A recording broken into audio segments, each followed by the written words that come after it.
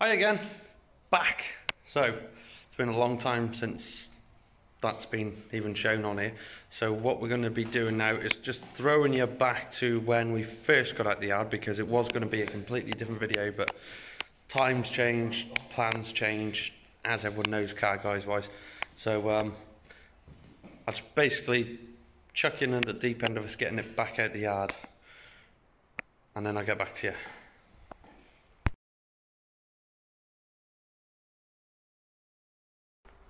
Hey guys, it's happening again.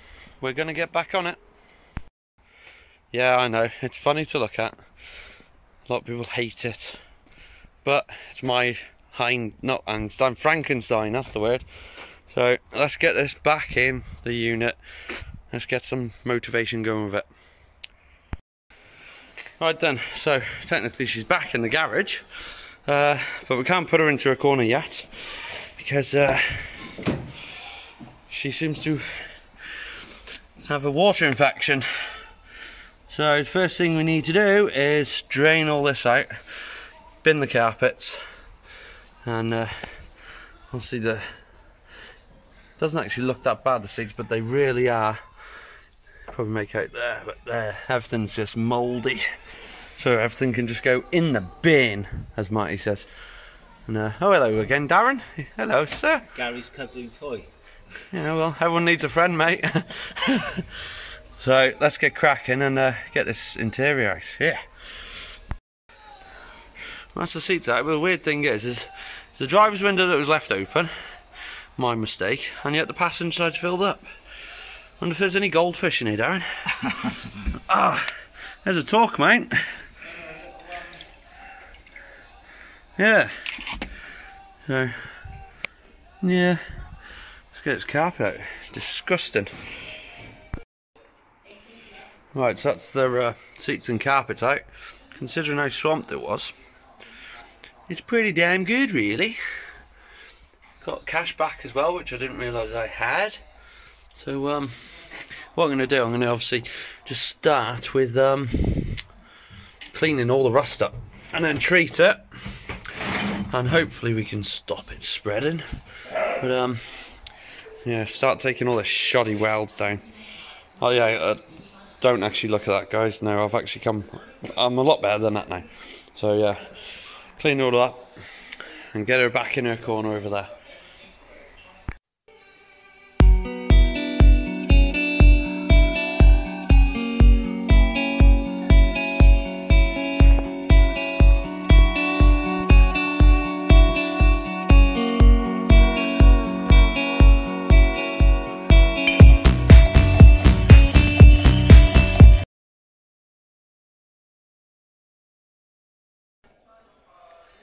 Right guys, it's been weeks, I think it is, since I last actually recorded anything on this, because it's going to be like 2 minutes for you guys.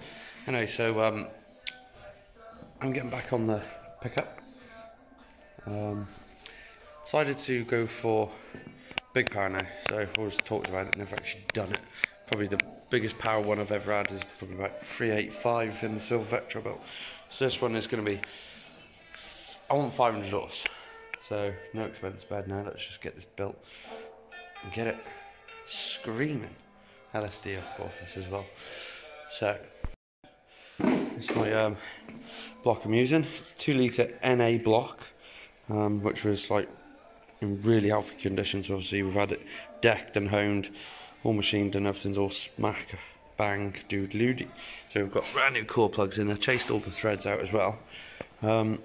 Full balance chain delete kit off Nick Chisel.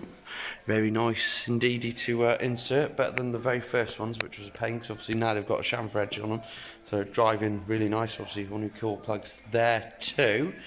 So it's about as much as I could do on that at the moment, because I've got a B235 here out of an error I had. So we're going to use this one for the head. We're going to go T7 head. We're going to have a nice custom plenum inlet manifold. So I'm just in the middle of stripping this down, and as you can see it's like really manky, and the reason why I'm using this one and obviously not that B235 there, that's actually a really healthy engine. This one the chain was severely stretched and it rattled, pulled tension right on maximum. So this is going to be the donor. It's like, you wouldn't think there's so much difference, but obviously just looking at the block there, you can clearly see massive differences to the earlier B204s, 234s, and obviously noticeably you got a smaller return off the turbo, because obviously it's a 15T, only one singular core plug, whereas the B204 have got 3 this side, and on the back side, look at that. None. Just completely different block altogether. So I'm just documenting this just so you could see how manky it all is to how it's all going to be done. So I'm going to bore you with all the details, but obviously if you need specs or anything like that, then obviously just comment below and I'll help you out as best I can. So I'm just going to get this head off, get it all rebuilt, machined, blah blah blah. Catch you soon, guys. Right, as you can see, head's off now. So we've got all the lifters obviously soaking in oil there. There's quite a few seized ones actually, so see if I can restore them. But as you can see, that 235 wasn't actually running brilliantly anyway, was it? Before we in that chamber, but yeah, very coked up. So we'll pull all these valves out now, get them all cleaned up, relap them in. I'd probably do maybe a bit of porting maybe on the exhaust side, but I think there's a stud snapped on the exhaust side, I think. Yeah, thought there was. Right in there, snapped. As you can see, she wasn't in the healthiest of conditions, but there's something about them when they're this filthy, because then you can really see the improvements you're making on something. I hate something that's clean, because you can never really see the improvement, but this should look pretty damn good. Let's get stripping. Right, so now we're up to speed a little bit. This is going to be put on hold, well, not on hold at the moment. It's still getting built. I'm just waiting for the crank to come back, as the lobes was the journals were worn, so it's getting reground, new oversized bearings. Need to finish off rebuilding that, then get it skimmed. It's got all them things to go in it. The reason why we're not going ahead with that straight away is because we're going to be putting this 2.3 T7 in for the time being, because we've just booked the track day again. Obviously we obviously put a previous video up when we had the VXRs and Dean had the red VXR rep up for a track day, so we did a track prep, blah blah blah.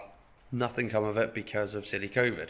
So this time we booked them again today, and we was going to be putting our work vans up against each other.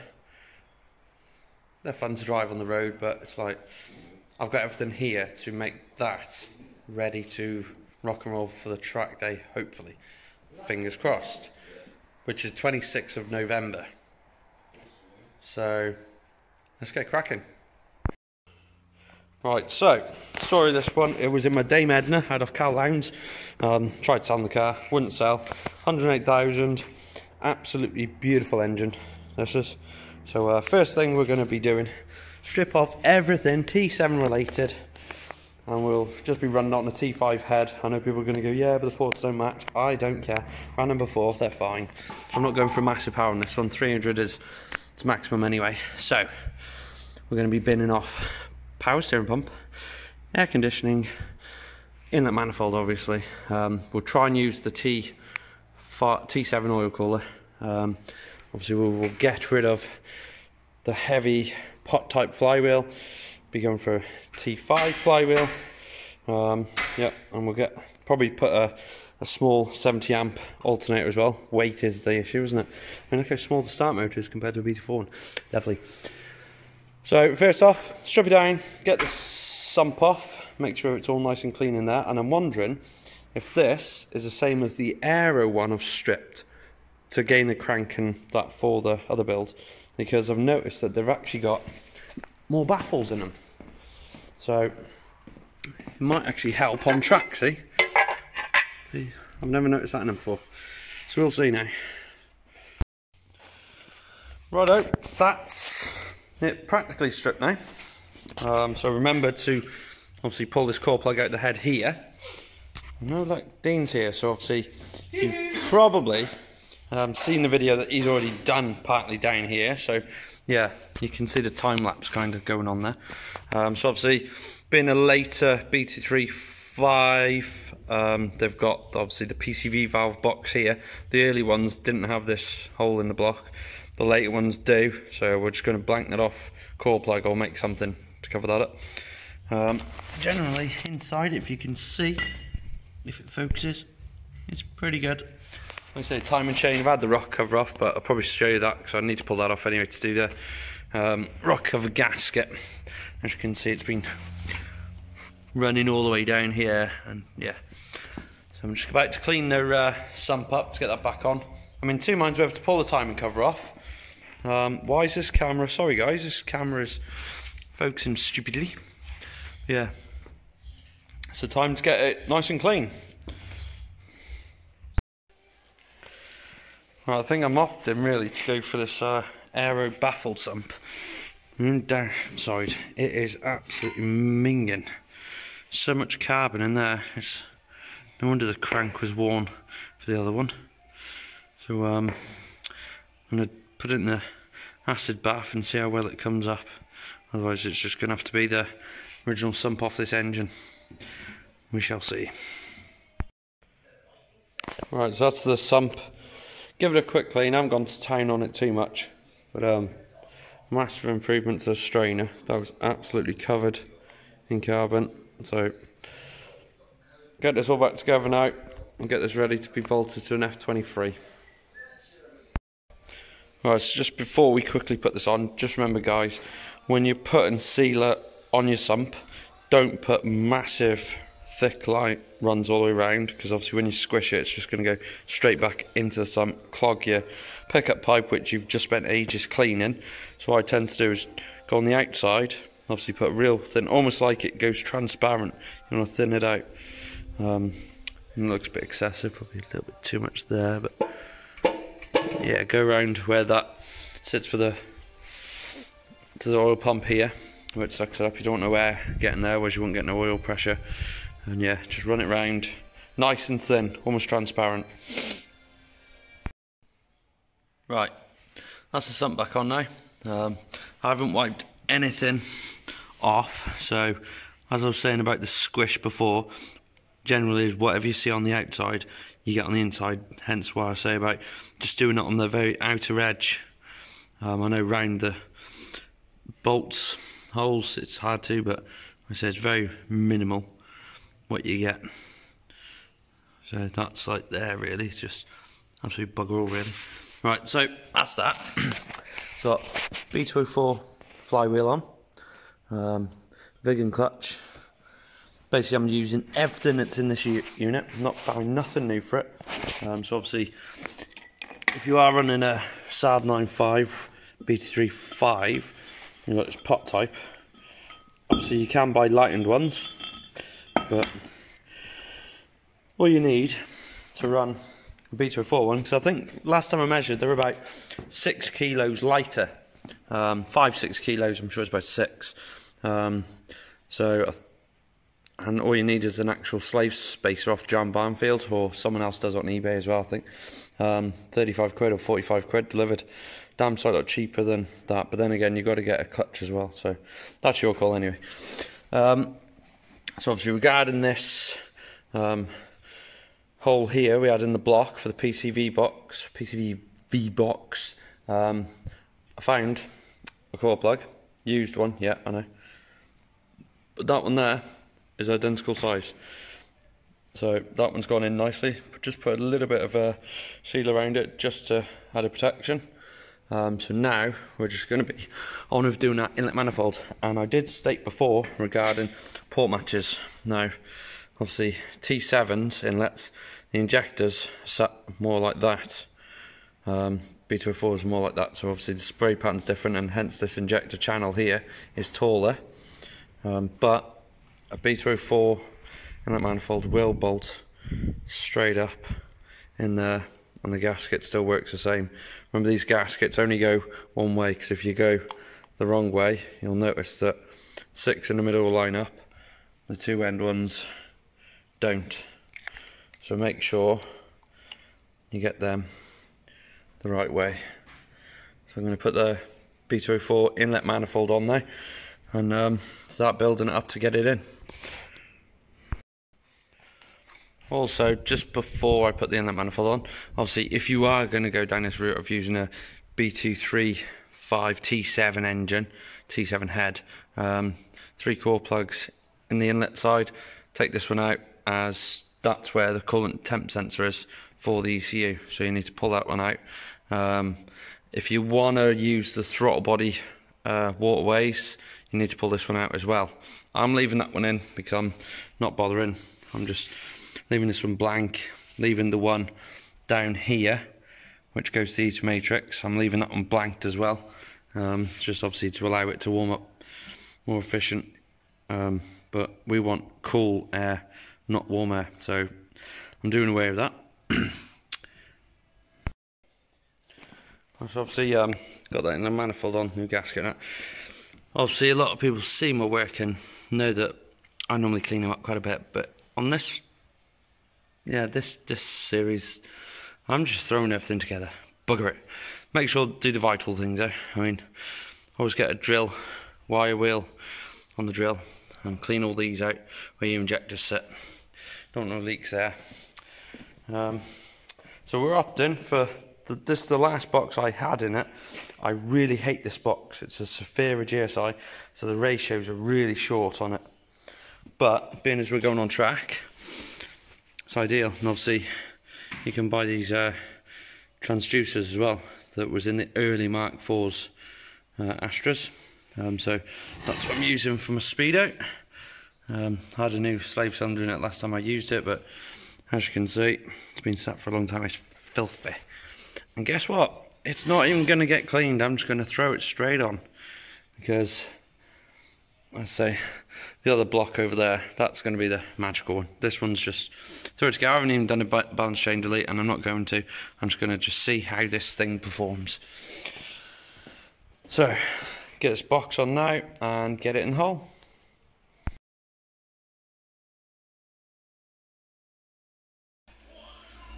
Well, a few days have passed since, probably more than a few days actually, since I got you up to speed with all this. As you can see, I probably need a shave, don't I?